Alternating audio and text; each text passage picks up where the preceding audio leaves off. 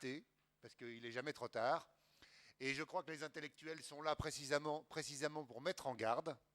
Et puis une deuxième tendance, qui, elle, j'y crois beaucoup, et qui s'appelle le constructivisme culinaire. Alors, le chemin est le suivant. Bon, on va donc voir la cuisine moléculaire qui est morte, des constructions et la gastronomie moléculaire et ses chantiers.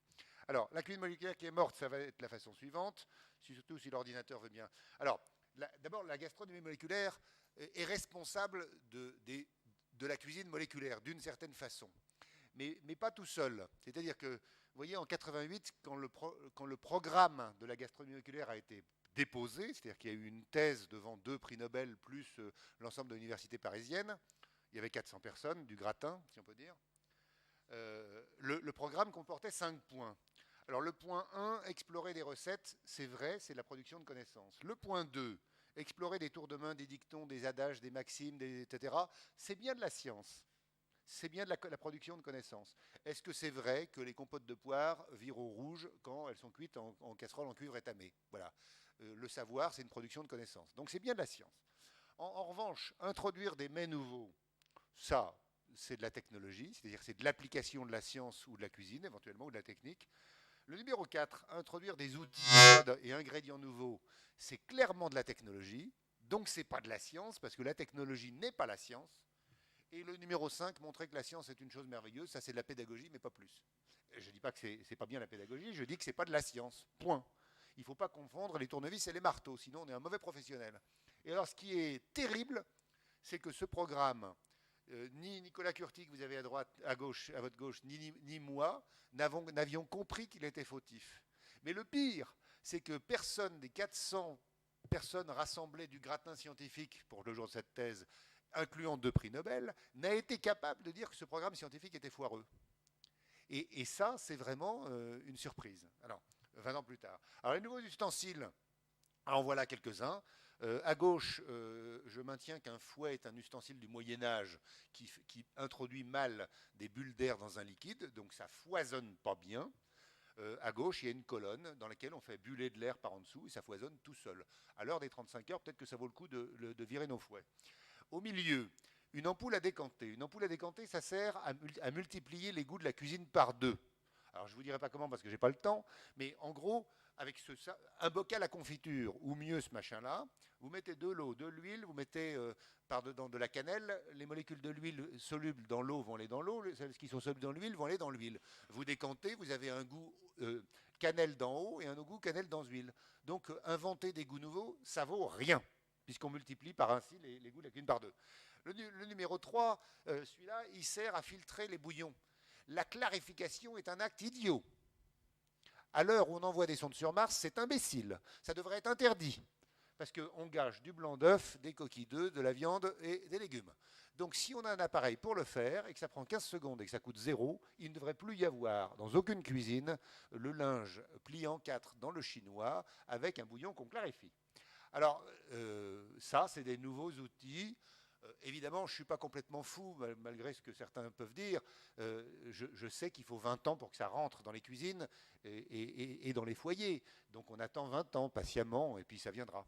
Alors voilà ce qu'il y a dans les labos. Il y en a plein d'autres. Donc il y a plein d'autres possibilités. Là, il y en avait 3, mais il y en a plein d'autres. Ah, nouveaux ingrédients. Voilà une image qui, sauf erreur, vient de Nicolas Bray. C'est des spaghettis d'alginate au poivron rouge et, Nicolas, oui, à l'agar, bien sûr, c'est fait avec de l'agar. Donc il n'y a pas de farine, hein. C'est juste du poivron rouge et de l'agar-agar. L'agar-agar, pour ceux qui n'en ont jamais vu, c'est une poudre blanche. Je ne sais pas si j'en ai aujourd'hui, mais enfin peu importe. C'est une poudre blanche qu'on met dans le jus de poivron rouge, on touille et puis on se débrouille, hein. Alors, nouveaux ingrédients. Alors, ce qui est rigolo, c'est qu'il y a 20 ans, quand je proposais des agar-agar, des alginates, des carragénanes alpha, bêta, iota, kappa et autres, le monde de la cuisine disait « Ah mais oui, mais tu vas nous empoisonner !» La vache folle est arrivée, la gélatine a été critiquée et le monde de la cuisine a versé dans l'agar-agar et l'alginate. Pourtant, la gélatine, on peut en consommer tout comme avant. Il n'y a pas de problème, sinon évidemment, on ne la laisserait pas sur le marché. Bon, alors ça pose des questions. Alors, nouvelle méthode. Alors, l'azote liquide. L'azote liquide, il s'agit de faire des glaces qui sont meilleures plus rapide, spectaculaire, enfin glace ou sorbet, hein, et en un clin d'œil. Je crois que Sangoun de Gimbre vous en montrera tout à l'heure. C'est merveilleux, c'est meilleur. Bon, alors, au début, les gens ont rigolé. André Daguin m'a dit, quand il a vu ça à la télé pour la première fois, il m'a dit « Oh, mais tu sais que je le fais déjà depuis 1976 aux Armes de France dans mon restaurant. » Alors, c'était vrai. Si vous regardez le livre d'André Daguin, Le cuisinier gascon, Nouveau cuisinier gascon, il y a effectivement une recette comme ça. Je suis heureux de vous dire que c'est ni André Daguin ni moi-même qui avons inventé cette technique. En 1907, une femme à la Royal Institution de Londres avait déjà fait des sorbets à l'azote liquide. Donc, c'est pas neuf, mais il nous a fallu un siècle pour arriver. Aujourd'hui, l'air liquide, qui dans le temps me considérait comme un fou, et ils me l'ont dit, hein, aujourd'hui l'air liquide va démarcher les cuisiniers pour leur vendre de l'azote liquide, et il leur vend des petits kits, hein, Sangoun, des petits kits pour faire de l'azote liquide. Émile Young en fait tous les jours, mais Sangoun aussi peut-être dans ton restaurant, tous les jours. Bon, et c'est meilleur. Alors, on peut faire bien pire que tout ça. Ça, c'est encore raisonnablement soft, si on peut dire. Mais maintenant, je ne vais pas rentrer dans le détail, mais il y a une façon de faire qui est un calcul. Ce calcul produit des formules comme celle que vous avez ici. Et de ces formules, on peut faire des plats. Voilà le premier plat qui avait été fait. Ça s'appelle un Faraday de homard, en l'honneur de Michael Faraday. Alors, donc, là, j'entends déjà le monde culinaire, enfin, je l'ai entendu, hein, me disant, oui, mais alors, tu veux nous transformer la cuisine en du calcul, qu'est-ce que c'est que cette affaire? Alors, la réponse est évidemment non, je ne suis pas complètement imbécile. La cuisine est d'abord une œuvre d'amour, comme le dit le dernier livre que j'ai publié, et ensuite une œuvre artistique, et ensuite une œuvre technique. Donc il y a seulement la partie technique qui est concernée dans tout ça. Bien que, est-ce que la chimie ne peut pas se préoccuper d'art et d'amour? Ça, c'est une autre question. Alors, ce qui est pire que de faire des plats avec des formules, c'est qu'on peut mettre des machines pour le faire. Voilà une pompe, en bas à gauche des micro-réacteurs, et voilà le premier plat de l'histoire de la cuisine, à ma connaissance, qui a été calculé par une formule et fait par une machine. On a amélioré en mettant un ordinateur qui pilote les pompes. Comme ça, on tape la formule sur l'ordinateur et on a le plat. Ici, des cocktails, s'ils veulent. Ah ouais, ça devient bien embêtant parce que le cuisinier va-t-il être mis au chômage? Est-ce que, comme les soyeux à Lyon, le métier à tisser va faire des ravages? D'autant plus qu'on a continué, hein, croyez-nous, on essaye d'en faire un petit objet qui sera gros comme un appareil à expresso. Hein. Au cœur, il y a ça. Cet objet-là permet de faire plus de 500 milliards de plats nouveaux. 500 milliards. On tape la formule sur l'ordinateur, on appuie sur le bouton, Enter, et il vous sort le plat. Cet objet a déjà été vendu, pas par moi, puisque je ne vends rien, a déjà été vendu à la société Merck, qui l'utilise pour faire des médicaments, puisque c'est le même problème, il s'agit de mélanger des trucs dans des autres. Il a été aussi vendu par une société de cosmétiques dont je n'ai pas le droit de vous dire le nom, qui fait ses cosmétiques. On est en pourparlers, enfin, pardon, les Allemands qui fabriquent ce truc-là sont en pourparlers pour vendre à quelqu'un qui fait des peintures. Euh, peu importe ce qu'on mettra dedans, la question c'est, moi la seule question qui m'intéresse c'est, est-ce que ça va mettre les cuisiniers au chômage? Voilà. Voilà la question posée. Alors, maintenant, qu'est-ce qu'on pourrait faire de pire, en quelque sorte? Alors, le pire est le suivant, si l'ordinateur veut bien répondre, c'est ce que j'ai appelé la cuisine note à note. Alors, la cuisine note à note, c'est la chose suivante.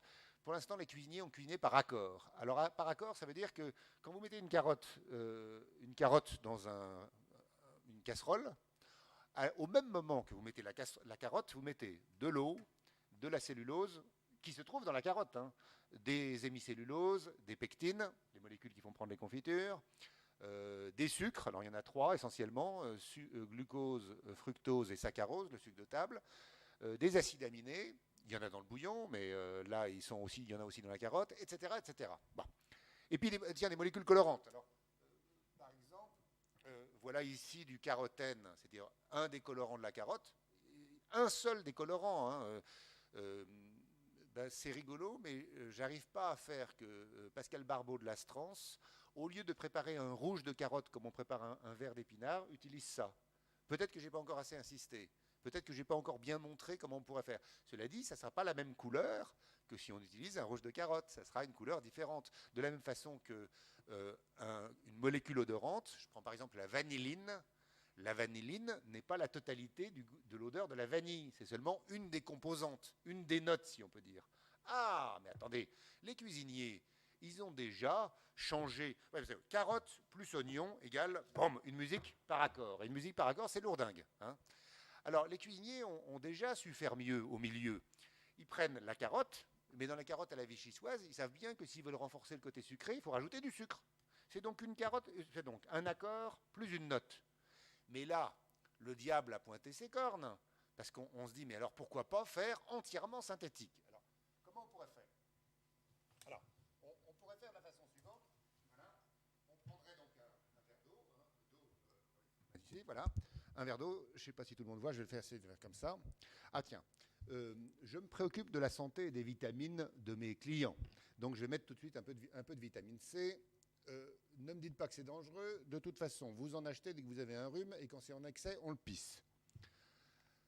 Ensuite, l'éthanol, on aime bien ça, parce que les sauces au vin, si je ne me trompe pas, ça contient de l'éthanol. Donc on aime bien l'éthanol, on en met. J'en veux plus, j'en mets plus. J'en veux moins, j'en mets moins. Donc on est vraiment d'une cuisine extrêmement dosée. Qu'est-ce qu'on pourrait mettre d'autre? Ah tiens, là j'ai une composition odorante Château Yquem 85. Allez. Voilà. Ensuite, j'y veux de la couleur. Dans le vin rouge, il y a de la couleur. Dans le vin blanc, il n'y en a pas. Enfin, bien que ce ne soit pas tout à fait vrai. Donc là, j'ai envie d'un tout petit peu de couleur rouge parce que je voudrais faire une sauce qui s'apparente à la sauce meurette. Donc on va mettre tout de suite la couleur. Voilà, ça suffira largement. En plus, c'est composé phénolique. Alors, polyphénol, on en parle dans toutes les revues féminines. Il n'y a que ça. Les polyphénols sont bons pour la santé, c'est bien connu. Hein. Donc, il y a des polyphénols. Il faudrait touiller. Alors, attends, j'ai de quoi touiller. Voilà. Alors, je ne suis pas cuisinier, donc je touille à ma façon. Ouais, ouais. Le rose vous plaît? Parce que s'il ne vous plaît pas, je peux le changer avec l'acidité. Parce que l'acidité, rappelez-vous du chou rouge, il peut être bleu ou rouge selon l'acidité. Donc vous voulez, ah non, vous voudriez une petite teinte de rouge? Oh, bah, c'est pas quand même difficile, puisque j'ai l'apocaroténal qui est un autre composant qu'on trouve aussi. Bon, etc., etc. Je ne vais pas vous le faire plus longtemps. Je m'arrête là. J'aurais pu mettre du glucose, j'aurais pu mettre des tas de trucs. La question est la suivante, c'est allons-nous vers cette cuisine de synthèse? Je reviens maintenant à ma question. Je suis pas complètement fou. Je suis fou, certainement, mais pas complètement fou. Et je sais que cette cuisine de synthèse, elle présente des dangers. Elle présente des dangers comme a présenté la découverte d'un continent à la Renaissance. Christophe Colomb et ses copains, ils sont tous crevés. Donc, en dehors de notre petit ancien monde de la cuisine classique, à l'extérieur des frontières, il y a marqué Terra incognita, inc sunt leones, terres inconnues, attention, il y a des lions. Si on y va sans faire attention, on est sûr qu'il y aura des gens qui vont y rester. Par exemple, la glace à l'azote liquide est merveilleuse, mais j'ai quand même vu des chefs passer avec un bocal d'azote liquide à hauteur de clients, sans gants ni lunettes. C'est gravissime. Et en plus, ils se sont montrés à la télé. C'est encore pire. Ben, quand même, quand on prend du but à gaz, on ne met pas une allumette devant.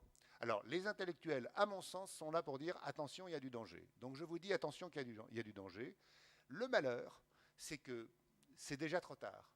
Le fait d'y avoir pensé et de l'avoir dit va faire qu'il y ait des cuisiniers qui vont le faire. Alors, des cuisiniers, il y en a des biens et des moins bien, comme partout. Hein, les chimistes, il y a des salauds et puis il y a des gens bien. Alors, préparons civis pacem parabellum, préparons l'avenir et essayons de guider les gens sur un chemin où il y a moins de danger. L'eau, à moins de mettre un entonnoir et de faire avaler 50 litres à un bonhomme, il n'y a pas trop de danger.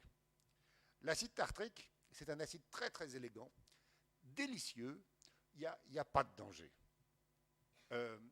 Voilà une carotte à l'acide tartrique de Christelle Gendre, une cuisinière très délicate qui a un restaurant qui s'appelle Chez Léna et Mimile dans le 5e arrondissement. Carotte à l'acide tartrique, avec une sauce aux fans de carottes confortable, mais c'est autre chose. Le glucose, pas de problème, vous l'avez déjà en cuisine ou en pâtisserie. Le glycérol, il y en a dans tous les vins, attention à ne pas dépasser la dose prescrite. Les composés phénoliques, vous les avez vus, celui-là ils ont été extraits de raisins de type Syrah. Quand c'est extrait de pinot noir, ils sont différents. C'est une couleur différente, c'est un goût différent. Hein. Donc on peut penser que chaque façon d'extraire, chaque cépage va nous donner des choses différentes. L'éthanol, ça, personne ne me fera croire que c'est vraiment dangereux, ou alors il faut changer la loi. Hein. Alors, les dianhydride de fructose, ça j'ai fait exprès de vous faire peur. Le malheur, c'est que ces molécules-là sont dans les caramels. Et dans les caramels, il y a bien pire que ça. Donc, si c'est dangereux, arrêtons de faire des caramels. Maillard, réaction de Maillard, elles font des tas de molécules qui donnent du goût à la viande, au pain, etc. Il y a plein d'autres réactions. On peut faire des tonnes de choses, mais voilà la liste à minima que je propose en disant restons là déjà, jouons avec ça, ça sera déjà pas si mal. Et puis comme ça, on n'aura pas trop de danger. Hein. Alors, ça, c'est la tendance que j'essaye d'éviter. Je sais qu'on n'y arrivera pas, mais ça vaudrait le coup de l'éviter. Celle que je propose, et ça vraiment, je crois sincèrement, c'est-à-dire que ce n'est pas des effets de manche. Hein. Un jour, avec Pierre Gagnère, on était là le matin, on se voit sans que Pierre ne me paye, bien évidemment, sans que je paye Pierre non plus d'ailleurs. On se voit le matin entre 7 et 10. J'ai un peu mauvaise conscience parce que payé par l'INRA, je vais m'amuser avec un copain. Mais comme je fais 100 heures par semaine, j'ai peut-être le droit. Et là, en général, je lui donne une idée. Ce jour-là, c'était par exemple les cristaux de vent. C'est comment faire un mètre cube de blanc en neige avec un seul blanc d'œuf. Et ensuite en faire des meringues ultra légères, qui ne s'appellent plus des meringues, mais des cristaux de vent. Là, elles sont au citron. Et ce jour-là, Pierre me dit, tiens, tu vois, j'ai fait un truc formidable, indépendamment de ce que tu m'apportes. J'ai fait un médaillon de saumon fumé avec par-dessus une gelée d'agrumes. C'était très bon, mais on restait collé un peu avec le saumon fumé qui est un peu vulgaire en bouche. Je lui dis, Pierre, retourne-le. On le retourne. On a eu d'abord le saumon fumé qui était très franc, et on finit, en finale, on avait la fraîcheur de l'agrume. Ce qui veut dire que l'assemblage dessus, dessous, à gauche, à droite, devant, derrière est très important. Et voilà pourquoi il y avait une cuillère. Cette cuillère, qu'on la construise dessus, dessous ou devant, derrière, on sent des choses différentes. Alors l'idée, c'est pouvons-nous faire une cuisine construite de ce point de vue-là? Alors, évidemment, j'entends déjà les réacs en train de râler, certains critiques gastronomiques notamment, disant oui, mais enfin, nos pot-au-feu, nos cassoulets, nos choucroutes, qu'est-ce que ça va devenir? Je m'en tape de tout ça. Moi, ce qui compte, c'est qu'on puisse explorer des effets gustatifs, parce que le cuisinier, son objectif, c'est quand même de donner du goût et de faire sentir un goût particulier. Bon. Alors, donc, pour un acte de communication, pas plus, hein, pas pour un acte de contenu, je le raccroche aux grands anciens. Carême, grand ancien, a introduit la cuisine monumentale. Sur ses attelets, il ne mettait pas les choses au hasard. Bon, c'est pas tout à fait vrai, parce que cet homme croyait que la cuisine, c'était de l'architecture. Ce qui n'est pas vrai, la cuisine, c'est pas de l'architecture, c'est d'abord de la cuisine. Hein, parce que sinon, ça serait les architectes qui feraient la cuisine. Et moi, je connais des architectes qui cuisinent très mal. Bon, donc, la cuisine, ce n'est ni du design qui revient aux plasticiens, ni de l'architecture qui revient aux architectes, ni de la musique, ni de la peinture, c'est d'abord de la cuisine. Alors, Carême nous a mis sur la voie, mais il faut le dépasser, en faisant des trucs modernes. Bon, alors qu'est-ce qu'on pourrait faire? Ben, on pourrait commencer à regarder. Alors voilà, nous arrivons dans l'international. L'international, voilà une image qui a été prise dans un restaurant, enfin j'espère, voilà, dans un restaurant à New York. C'est une alternance de coquilles Saint-Jacques avec des feuilles d'épinards dans une pâte à choux, pas servie entière, coupée en deux, offerte. Alors ça, c'est assez joli. Hein, et qu'est-ce que ça veut dire joli? Ben, je vous propose de penser que ça peut vouloir dire construit, et on va avancer sur cette voie-là. La flaque de sauce qui est en dessous, c'est caca. Hein. Elle n'est pas construite. Si ça avait été joliment déposé, ça aurait été joli. Ce qui veut dire que quelque chose qui est fait intentionnellement a plus de chances de paraître joli que quelque chose qui est, tiens, à Cuba, on m'a versé le riz et les haricots à la louche. Eh bien, mange c'est du rata, ça ne me plaît pas. Ça ne me plaît pas parce qu'on ne m'aime pas. Alors que là, il m'aime beaucoup. Il m'aime beaucoup. Il a été jusqu'à couper en deux pour m'offrir la face de son affaire. Alors, ce même restaurateur à New York m'a produit ça comme plat suivant. Ça, c'est empilé dans une assiette. Bernardo, superbe, mais à l'intérieur, c'est pas Jojo. Bon. Alors, donc j'aurais tendance à dire que ce qui est construit est beau, a une chance d'être beau en cuisine en quelque sorte. Alors maintenant, ce poisson. Pour tous les cuisiniers du monde, le turbo est un beau poisson. Je ne comprends pas pourquoi, a priori, parce que si vous broyez du turbo au mixeur ou si vous broyez du merlan au mixeur, vous avez le même type de chair, et puis vous avez des goûts un peu différents, mais pas tellement. Alors qu'est-ce qui est joli dans ce turbo? Ben, ce qui est joli, c'est que c'est construit. merci Seigneur de nous avoir construit le turbo. Mais en plus en bouche, c'est-à-dire que nous le voyons, c'est-à-dire que l'affichage, c'est regardez, c'est construit. Ensuite en bouche, c'est sentez-le, c'est construit, parce que les filets glissent les uns devant les autres. Et c'est pas construit avec une taille n'importe comment.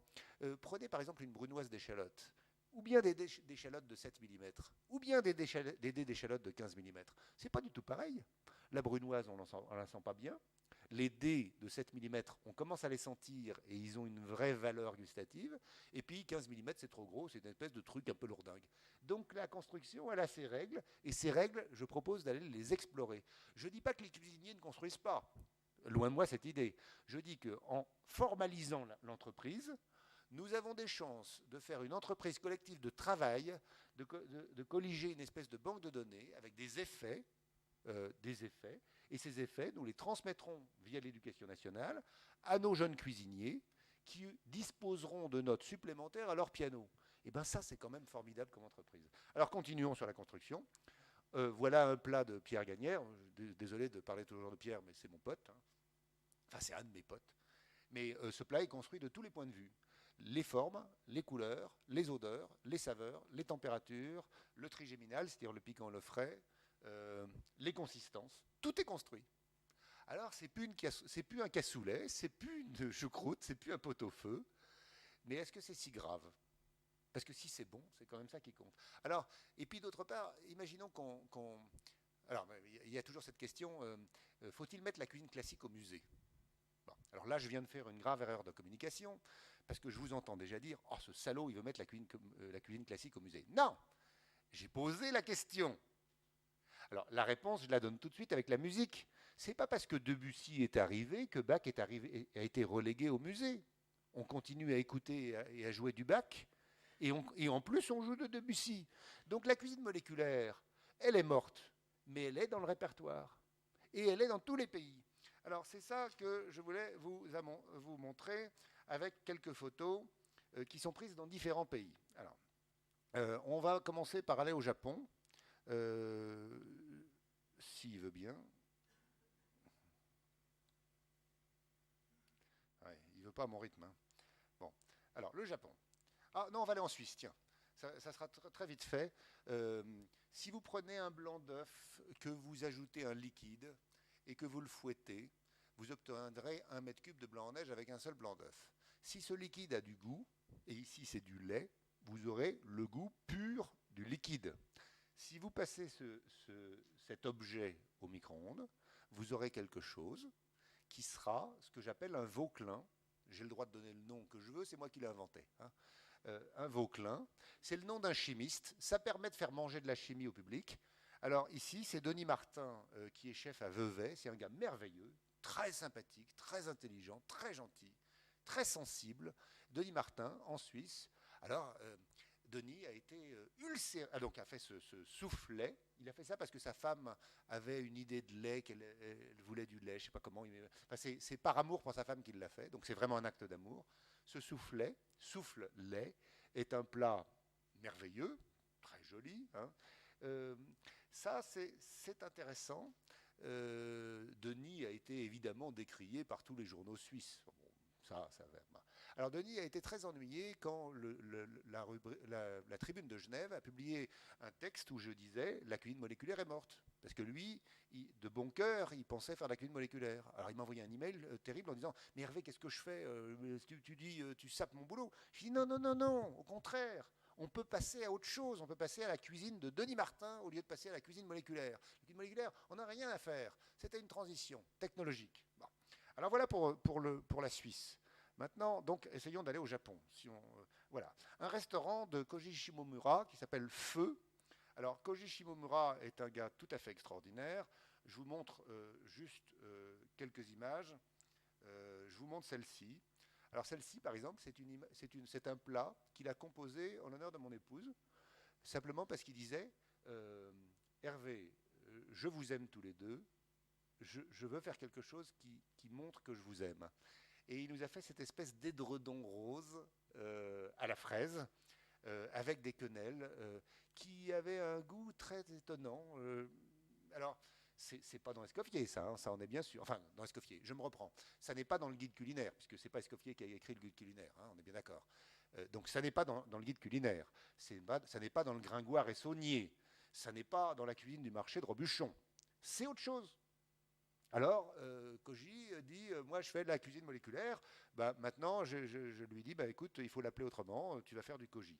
Alors je vais vous en montrer, je ne vais pas vous montrer toutes les images, parce qu'il y en a, j'ai pris tout le repas, et puis qu'il nous a fait un repas, je ne sais plus combien, il y avait 25 plats.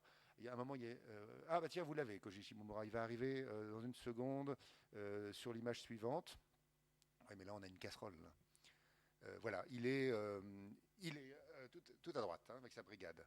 Ils sont tous jeunes, ils s'amusent beaucoup, ils se donnent du mal, ils font des tas de choses extraordinaires. Alors parfois c'est très teinté japonais, mais c'est normal, il est au Japon. Par exemple là, c'était un cadaïf de truffe. Je ne suis pas complètement convaincu par le cadaïf de truffe parce que on perd la texture croquante de la truffe qui est quand même un de ses atouts. En revanche, on gagnait en odeur, hein.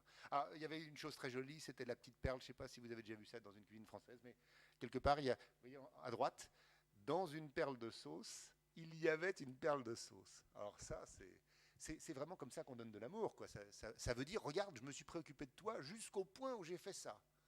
Il n'y a pas de molécules là-dedans, hein.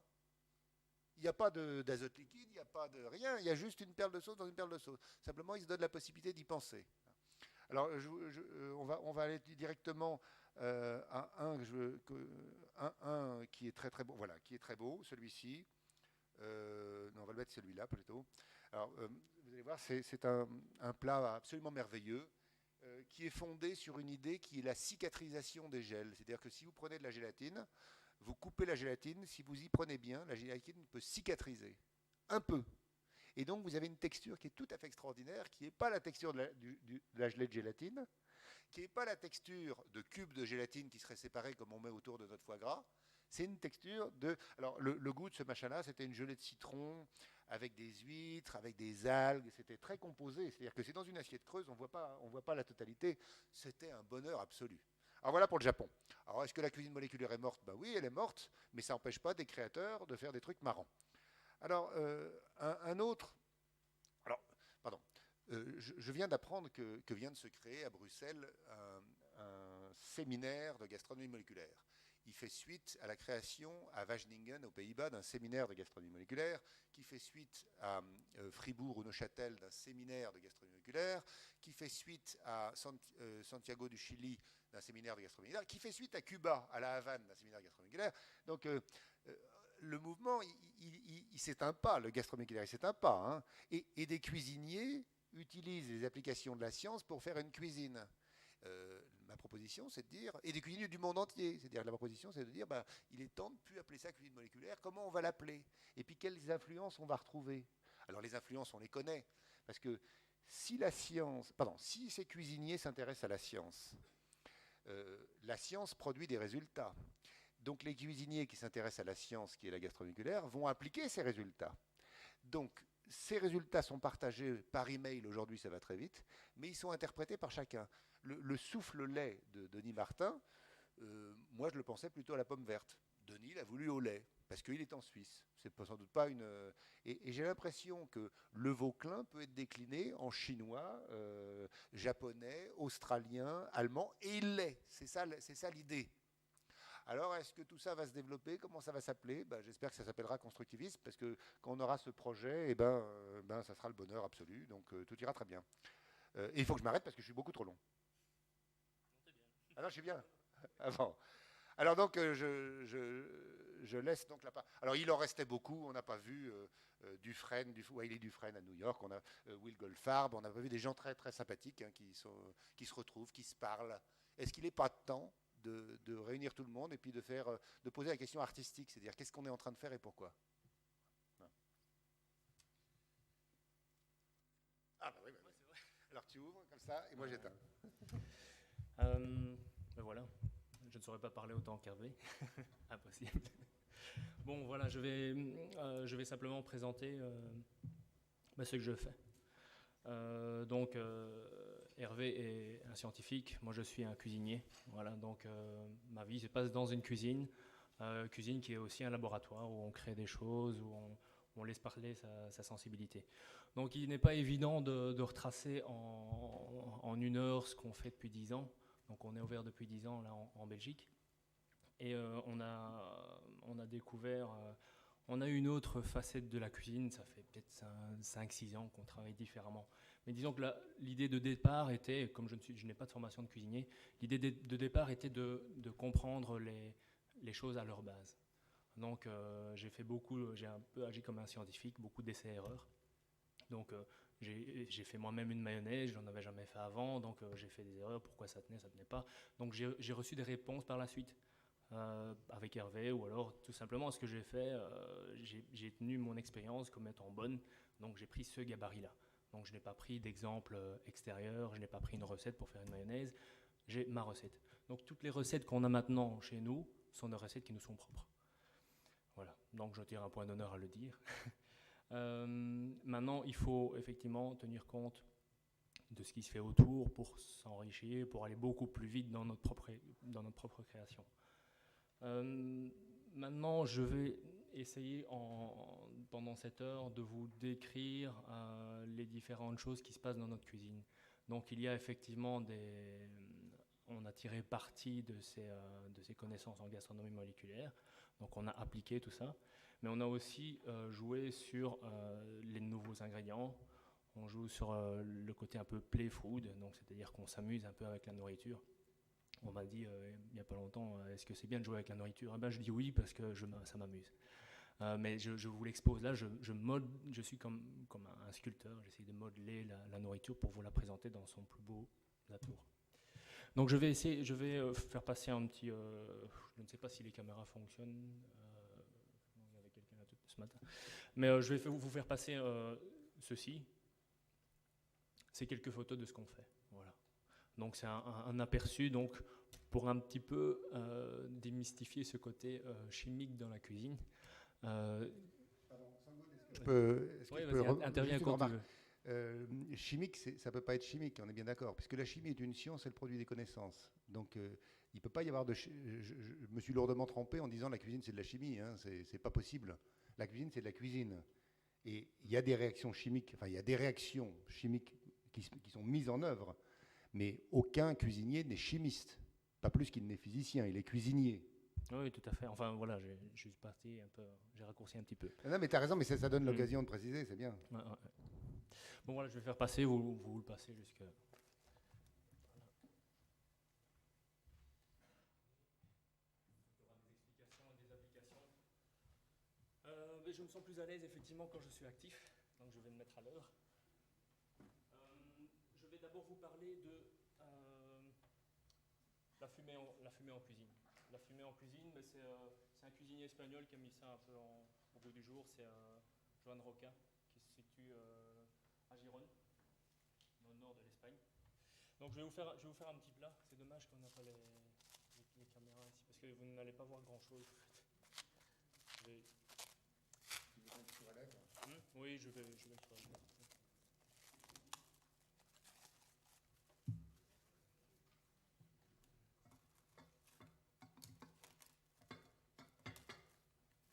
Donc effectivement, notre rôle, je dis toujours à nos clients, notre rôle n'est pas de vous nourrir, vous faites bien sans nous tous les jours. Notre rôle est de vous apporter quelque chose de supplémentaire. Donc il y a une approche culturelle dans la cuisine que l'on fait. Donc à partir du moment où on modèle les ingrédients, à partir du moment où on les apprête, là il y a une part d'amour, une part de partage qu'on veut faire. Donc ici j'ai coupé du saumon, j'en ai fait un tartare, donc j'ai essayé de assez technique, avoir des dés assez réguliers. Alors je vais vous montrer aussi qu'on peut faire la cuisine sur une planche en bois et sans fourneau.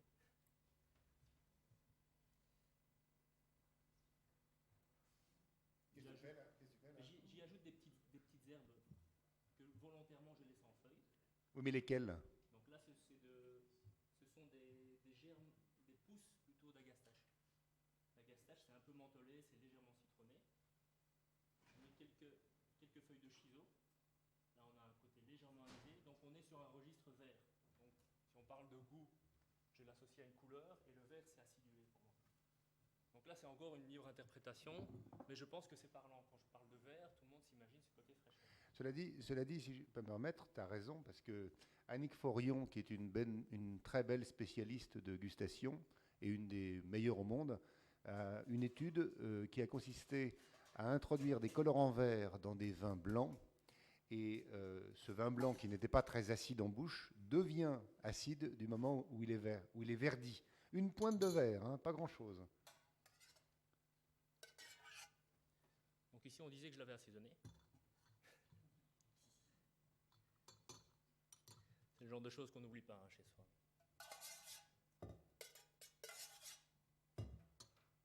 Alors, dans les influences internationales de la gastronomie moléculaire ou de la cuisine moléculaire, l'assiette Bernardo, on la connaît. Heureusement que les clients des restaurants n'ont pas assez d'argent pour aller chez tous les cuisiniers à la suite, parce que sinon, ils se lasseraient.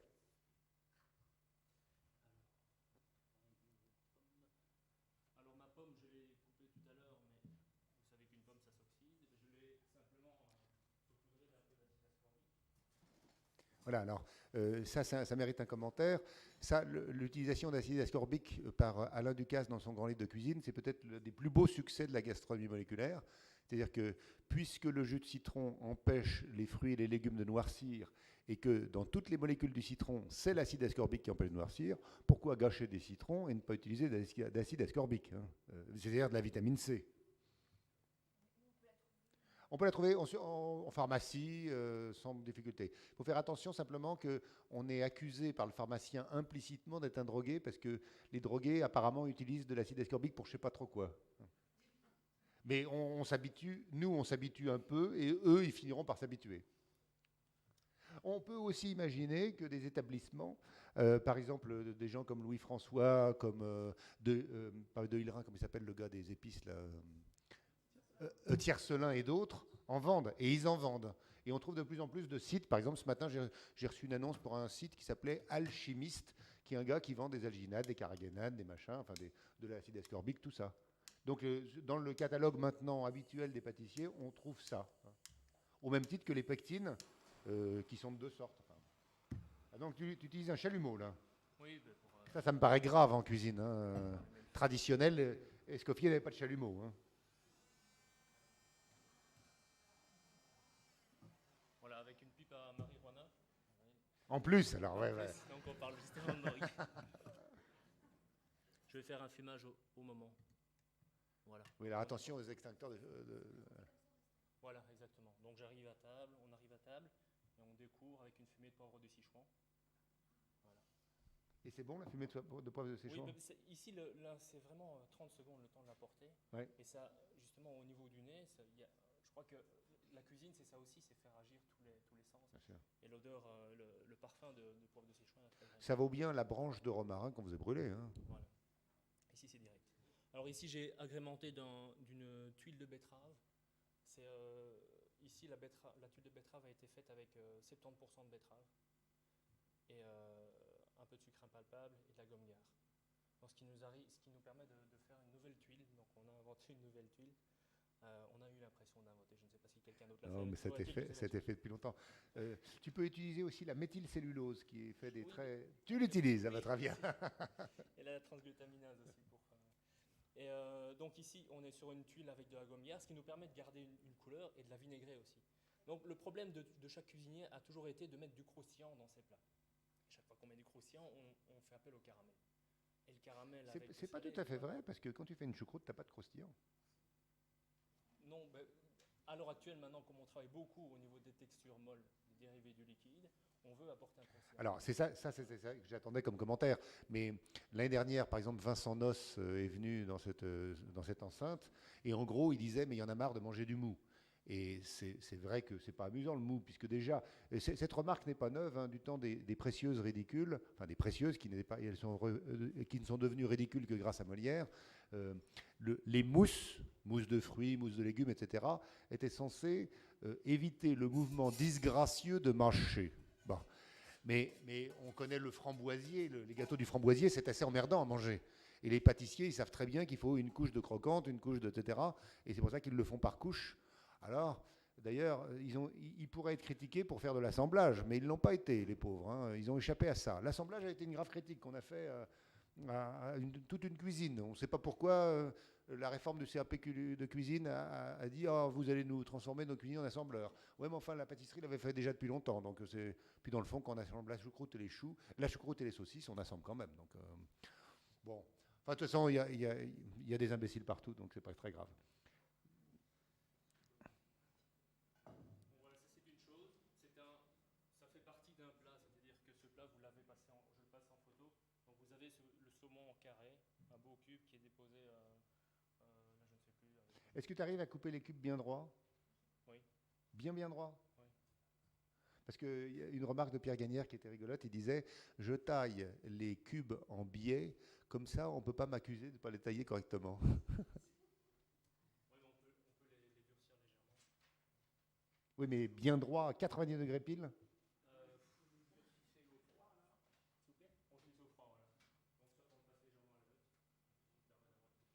Oui, mais alors est-ce que ça ne rend pas plus d'eau? Non, quand c'est congelé.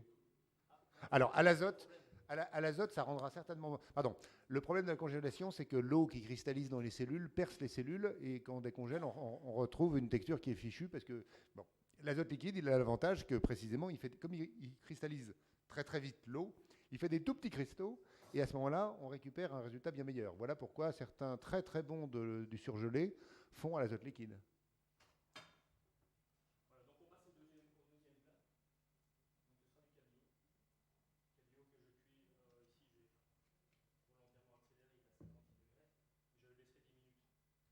Alors avec le cabillaud, comme on veut faire de belles choses, on a coupé des beaux morceaux de cabillaud, mais il y a toujours des chutes. Donc le cabillaud n'est pas carré ni rectangle, donc il n'est pas possible de faire des choses très droites. Donc ici, j'ai récupéré les petites chutes, je les ai mises dans un sac sous vide, assaisonné, et je l'ai monté à 56 degrés pour extraire la protéine. Là, tu ne fais que le monter, tu ne le garderas pas dans sac plastique. Non, là je le monte en température pour récupérer. D'accord. Non, mais je prends la précaution de le dire parce que 55, c'est quand même l'endroit où les bactéries fleurissent, hein. Donc, si on fait séjourner longtemps à 55 de la viande, du poisson, etc., on est sûr que ça va faire des dégâts. Donc, le sous-vide, pour conserver, c'est pas forcément terrible si on ne va pas plus haut. Moi, si j'étais cuisinier, je n'irais jamais en dessous de 60, hein. Alors, en revanche, 60, il y a quelque part dans ce PowerPoint un œuf qui est cuit à 60 degrés, ça n'a pas de problème, parce que 59 degrés pendant 15 minutes tue 1 million de salmonelles. Donc on a une bonne indication. Pardon, juste une remarque. Pourquoi Sangoun de Gimbre aujourd'hui? Sangoun de Gimbre aujourd'hui, parce que ta famille d'origine coréenne, si je ne me trompe pas? Oui. Coréenne. Il est installé en Belgique. Et il fait une cuisine qui aurait pu s'appeler moléculaire si il n'avait pas dépassé ce stade. Oui, vous voyez, dans le fond, le sous-vide basse température n'est plus un problème, c'est intégré. La méthylcellulose, la transglutaminase ne sont plus des difficultés. Du coup, ça pose une question à l'éducation nationale, c'est-à-dire devons-nous mettre dans les programmes ces outils nouveaux qui sont déjà intégrés par des professionnels? C'est-à-dire que si on envoie en stage un élève chez Sangoun, comment il va revenir? Et surtout, quelle va être la position du professeur face à ce savoir qu'il n'a pas, ce qui est une question difficile, hein. C'est le problème qu'on a effectivement chez nous. Donc on a beaucoup de stagiaires qui demandent de passer chez nous pour... Parce que ça les amuse beaucoup, en plus. C'est vraiment du jeu, c'est vrai qu'on a une nouvelle facette de la cuisine. On essaie de décourager les élèves à l'heure actuelle en les disant que c'est un métier difficile, contraignant, etc. Mais là, c'est une nouvelle facette, ça leur laisse vraiment une place pour la créativité, qui n'est pas le cas quand ils sont à l'école, qui doivent suivre des recettes, qui doivent suivre des canevas qui ne sont pas toujours faciles. Donc ici, on a vraiment un engouement pour... Mais est-ce que ta cuisine est bonne? Non, elle n'est pas terrible. Ouais, c'est bien ça. Ouais, ça ne doit pas être terrible. Non, on a quand même... Vous savez, les goûts sont dans la nature. Donc ce que je vous ai passé comme photo, ça paraît beau, ça paraît bon. Déjà rien que quand on le voit en photo, on a envie de le manger. Donc ça, c'est déjà une bonne étape. Pour moi. Ouais, ça, allez, on va... Mais ça, c'est encore un autre... là, Est-il bon?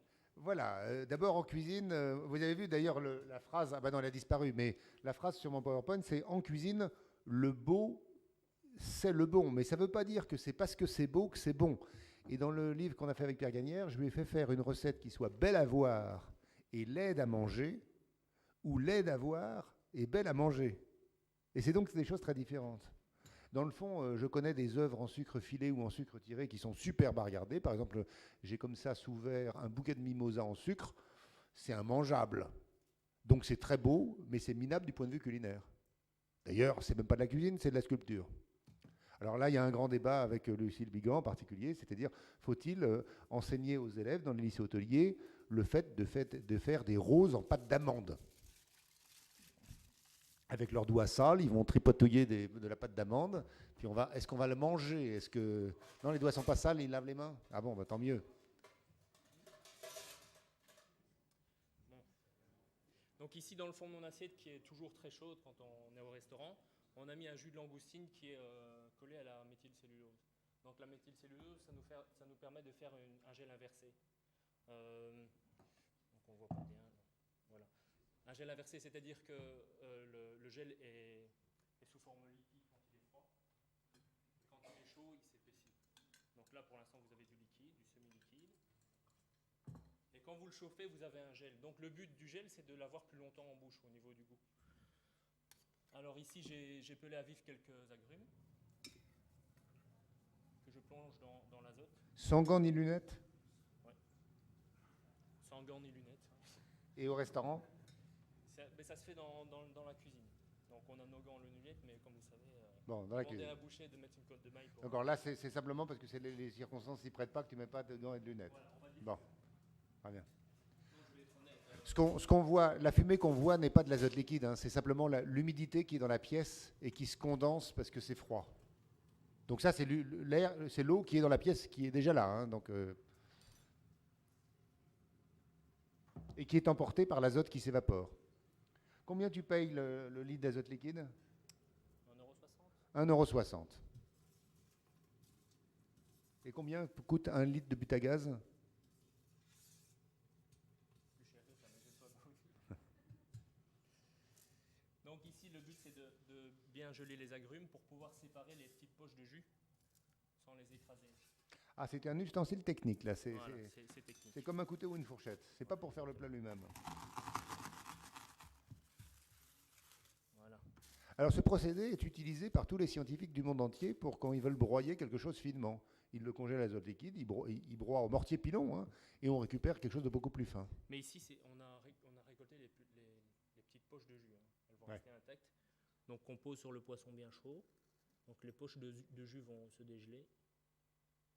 Et voilà, donc on a directement le jus de l'agrume, donc on a le pamplemousse, l'orange et le citron pour l'acidité.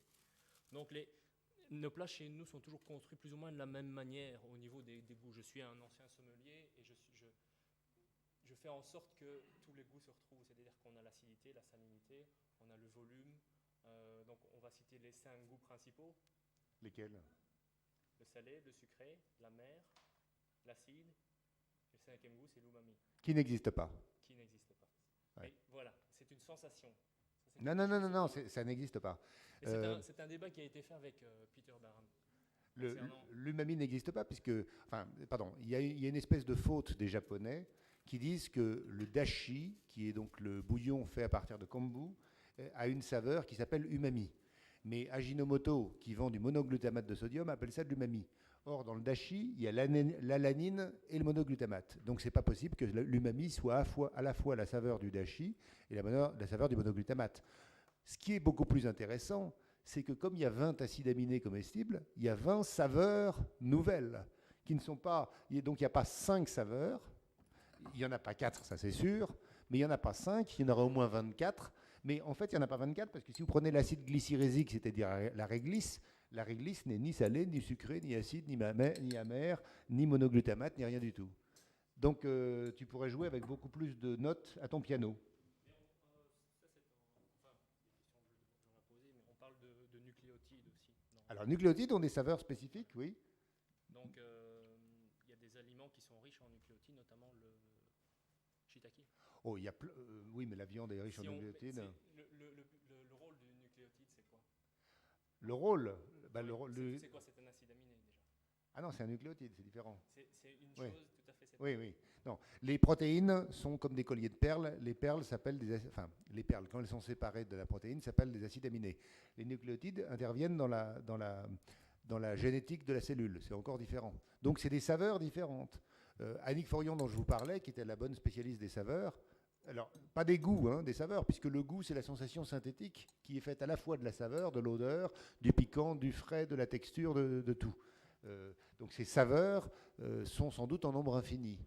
Et contrairement aux couleurs, où on peut reconstituer une couleur, n'importe laquelle, avec 3 couleurs de base, on ne peut pas reconstituer, par exemple, le réglisse à partir de salé, sucré, acide, amer, les nucléotides et les acides aminés. Il faut de l'acide glycérésique, qui est le composant principal, enfin un des composants principaux de la réglisse.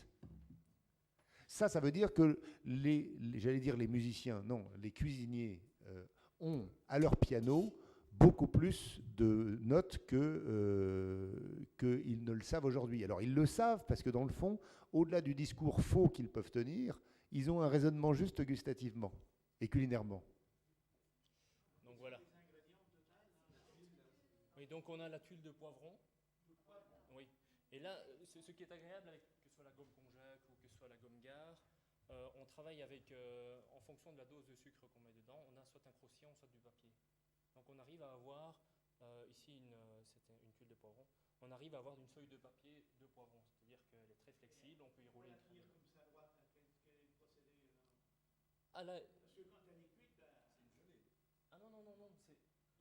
Celle-là, c'est pas la méthylcellulose, hein. Non, non. C'est un autre additif. C'est de la gomme gare. La gomme gare. Ouais. La gomme gare, on en trouve dans les crèmes glaces.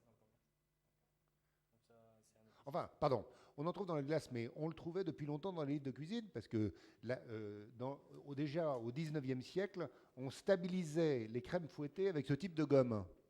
La gomme adragante a toujours été utilisée par les pâtissiers. Alors, gomme gouard, gomme garoube, gomme adragante, etc., sont des gommes anciennes, et des exsudations de végétaux, et donc on les utilise pour faire la cuisine. Alors, l'agar-agar n'est pas une exsudation d'un végétal, mais c'est extrait d'une algue, comme les carragénanes. Et l'alginate. Donc ici, vous aviez, j'ai récupéré le jus du poisson, donc la protéine. Donc on est sur le même effet que le blanc d'œuf.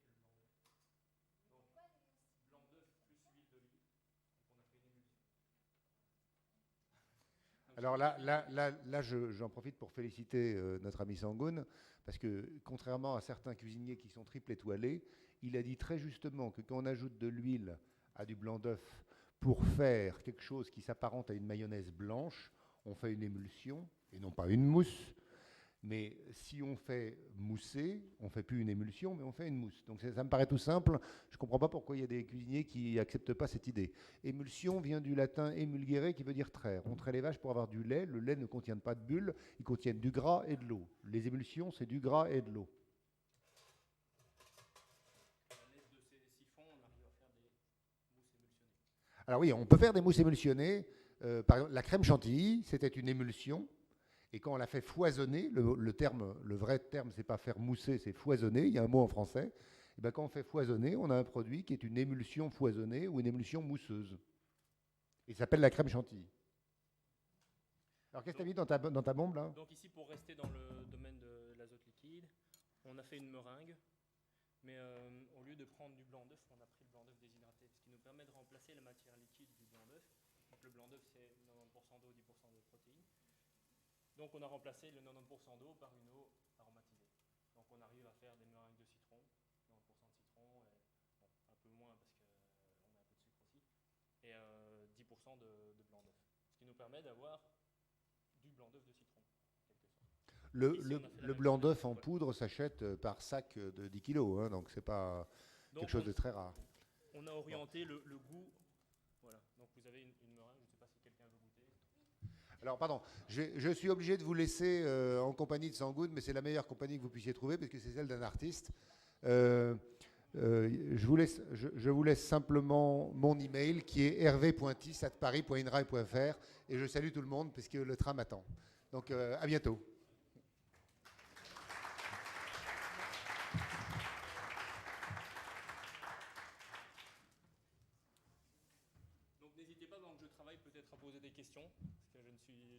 pas nécessairement la tête aussi à parler en même temps. Oui, parce qu'il y a de la monde dedans. Voilà. Donc le but ici, c'était de créer on fait ça comme tout normand. On fait soit au citron avant le plat, et soit aussi on le sert après le plat. Donc pour annuler un peu les effets de la grosse pièce et arriver sur du dessert. Donc on est sur le chocolat et de la menthe pour apporter le côté rafraîchissant. Donc en fonction du temps d'immersion dans l'azote, vous avez soit une meringue qui est totalement dure, soit vous avez un cœur de chili encore. Donc là j'avais laissé un petit peu plus longtemps, vous avez quelque chose d'assez friable. Donc pour celui qui voudra essayer tout à l'heure, je pourrais en faire quelques-unes. Voilà. Je vais faire une petite parenthèse avant le plat consistant. Donc j'ai un peu structuré la présentation ici comme un repas.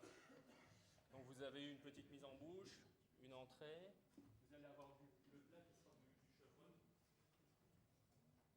du chevreuil avec foin, céleri rhin, avec une étoupe de chocolat, une orange.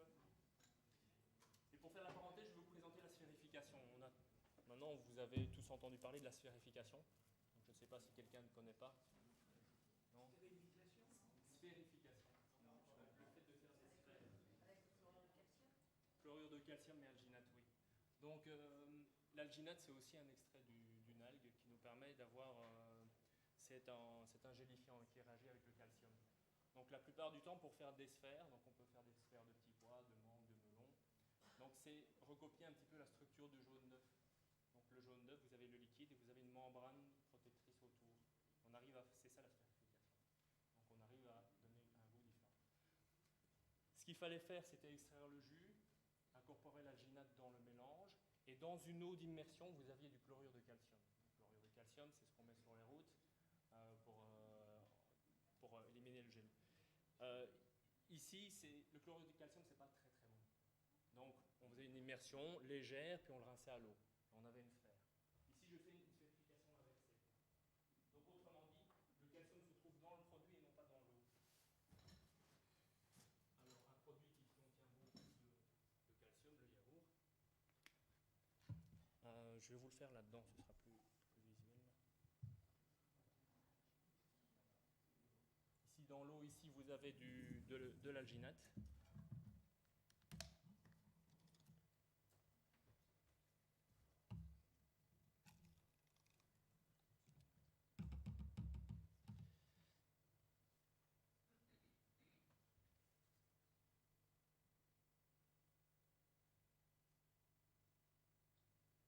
Voilà, vous avez, il n'est pas tout à fait sphérique, mais vous pouvez faire du faux caviar, donc des petites perles. Donc vous avez du caviar albinos. Voilà, on peut le laisser un peu plus longtemps. L'avantage de ceci, c'est que quand on est cuisinier, on aime se préparer un peu à l'avance. Faire des sphérifications, il faut les faire au moment parce que le but, c'est de garder le cœur coulant. Et quand on a le chlorure de calcium dans le verre et l'alginate dans l'appareil, le chlorure de calcium continue à agir et il fait solidifier l'entièreté de la bulle. Ici, ce n'est pas le cas. C'est-à-dire qu'il y a une viscosité qui est tout à fait différente avec l'alginate dans l'eau, ce qui permet d'avoir juste une gélification de la périphérie sans toucher le cœur. Donc ça, on peut se préparer 1 heure à l'avance, on les prépare, on les garde dans un bain d'eau, et elles sont intactes. Mais voilà, c'est là que la technique nous aide aussi. On arrive à trouver du lactate de calcium. Donc le lactate de calcium, c'est ce qu'on retrouve de manière naturelle dans le parmesan vieilli. Donc ces petits grains de sel